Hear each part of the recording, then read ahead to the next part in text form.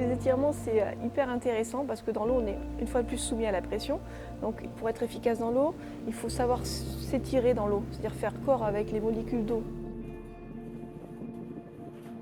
Ce qui est important avant d'attaquer une apnée, même si l'eau c'est que la douceur, il y a quand même des pressions, on est quand même contracté, il faut être souple dans l'eau. Vraiment, c'est une question de souplesse l'apnée.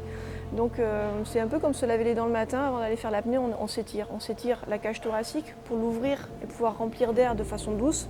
Si on va en force en remplissant d'air, on peut se casser les alvéoles, on peut se faire mal, quoi. Donc plus on est souple, plus les choses se font en douceur.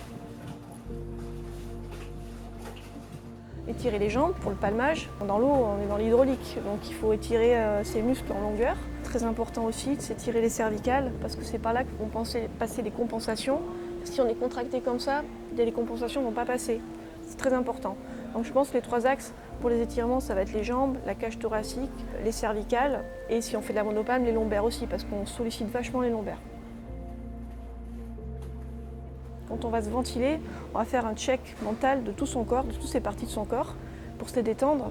Et si on travaille son corps régulièrement à part des étirements, on a une vision vraiment locale de chaque partie de son corps. Ce qui est important de se connaître. On n'est pas qu'une masse avec des mains au bout et des palmes.